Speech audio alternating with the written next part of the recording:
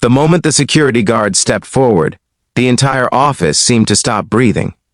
Phones stopped ringing, fingers froze above keyboards, and every pair of eyes turned toward the single dad standing near the glass entrance with a paper lunch bag in his hand. His face was tired, lined with the quiet exhaustion of someone who had slept little and worked much, but his eyes stayed calm, steady, almost resigned, like he had been expecting this humiliation long before it arrived.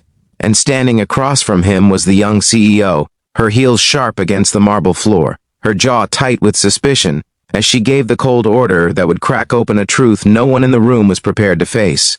If you believe in kindness, compassion, and second chances, make sure to like, comment, share, and subscribe, because what happens next in this story will remind you how deeply a single act of understanding can change a life.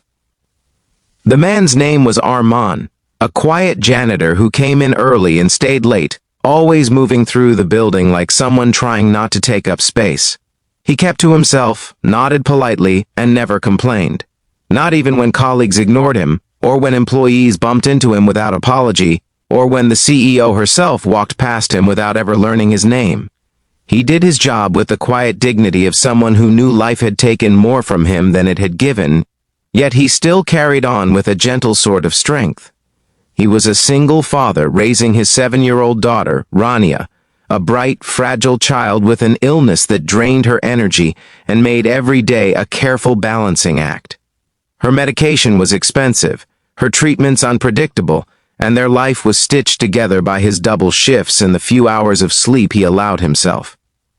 He carried her drawings in his pocket, packed her lunches before dawn, and left her in the care of an elderly neighbor who watched her while he worked.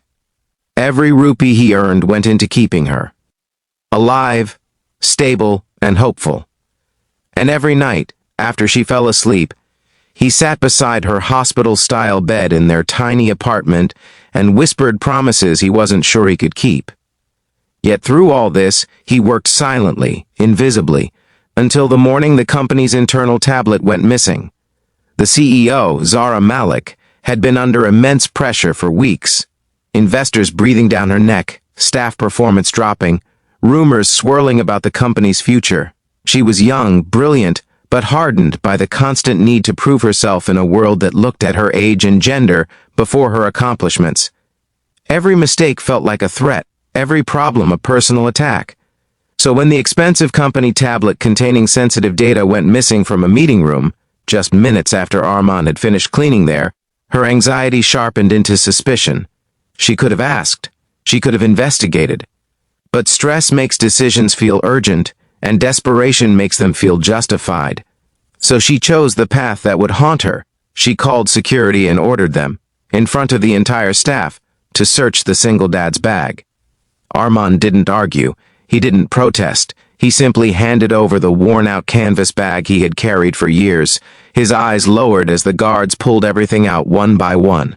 A lunchbox with a cracked lid, a thermos, a small towel, a few coins wrapped in tissue, a faded photograph of his daughter with a gap-toothed smile, and finally, the paper bag that he clutched every day like something precious. Inside it was Rania's medication. The rhythmic hum of the office broke into a wave of murmurs as the guards lifted the small box of syringes and vials. Some employees looked away, ashamed, others leaned forward, curious, and Zara's mother, who had arrived that morning to surprise her daughter with breakfast and a rare moment of comfort, watched the scene unfold from near the elevator, her expression shifting slowly from confusion to horror.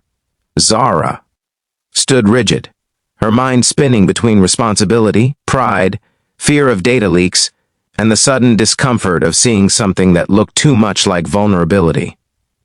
She asked the guards to keep searching, convinced there had to be something hidden, but there was nothing. Only a single father's quiet, desperate life spilled across the floor. When the guards told her the bag was clean, the room expected Zara to apologize, expected her to step back and realize the gravity of what she had done. But pride is a dangerous anchor. It grips even harder when humility is the only way out. She murmured something about protocol and turned away, her shoulders stiff, her voice cold. And that was when her mother stepped forward.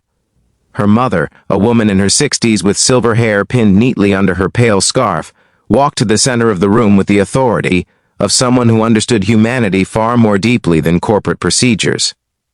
The staff parted instinctively as she moved toward Armand, her eyes filled with a mixture of apology and sorrow.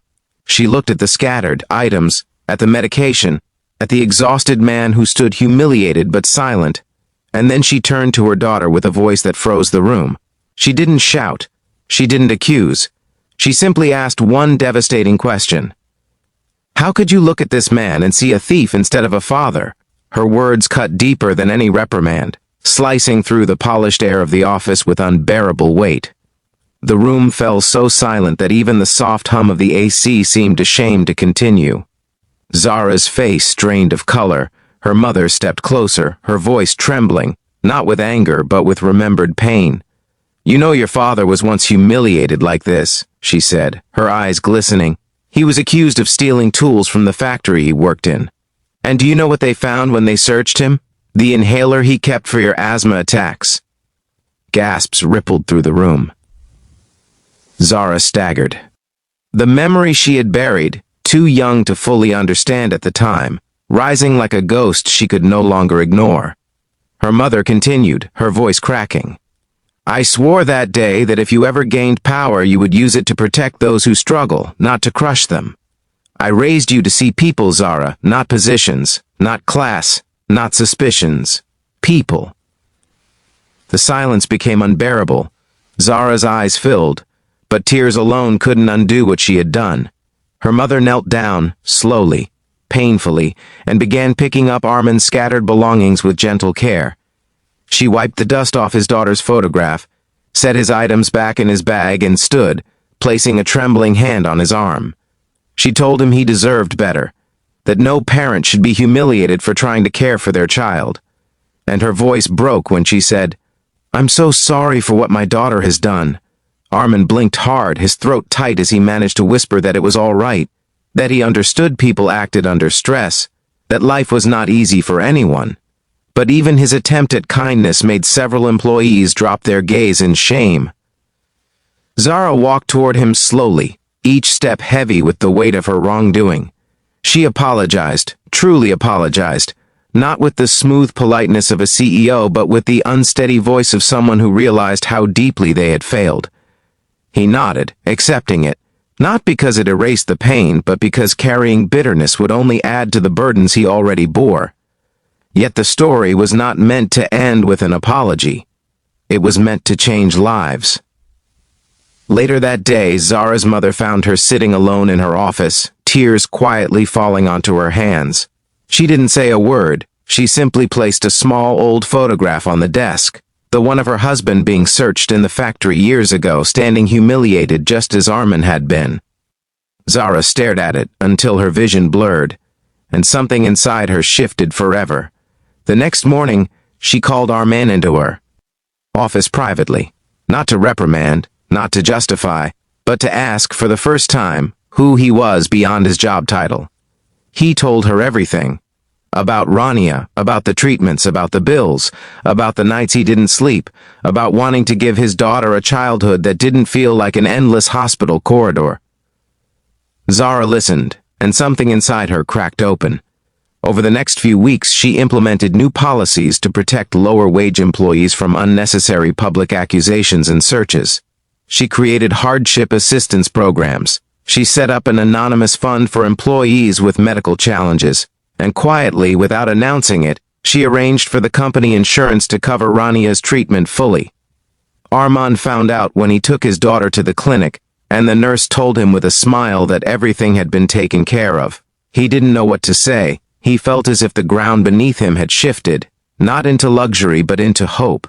A month later, Rania visited the office for the first time, holding her father's hand, her face glowing with a small, shy smile.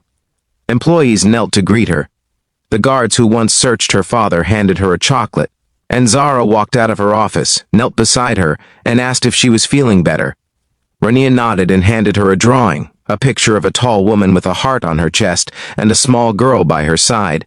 Underneath it she wrote, in shaky handwriting, "Thank you for helping my dad," Zara cried. And the entire office felt something change that day. like kindness had entered the building and taken permanent residence.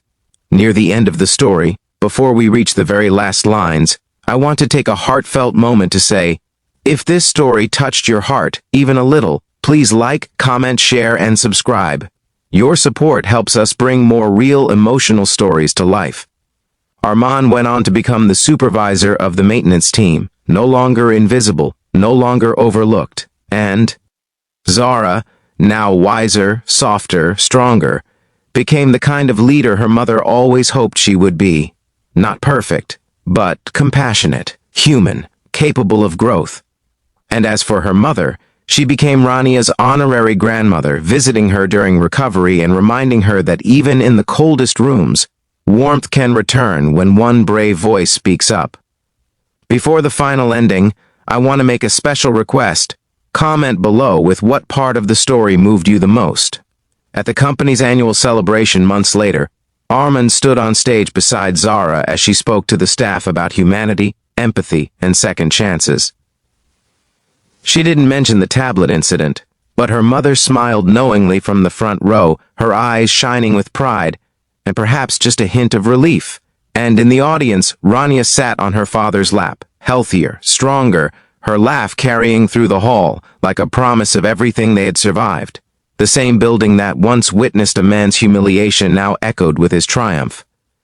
And the CEO who had once judged him learned the greatest lesson of leadership. That power means nothing without compassion. And that day, the entire room finally understood what her mother had meant when she said, "See people, Zara, not positions. People." The story ends with one simple truth echoing through every heart present. Sometimes the most powerful change begins the moment someone finds the courage to stand up, speak up, and open their heart. No matter how long it takes.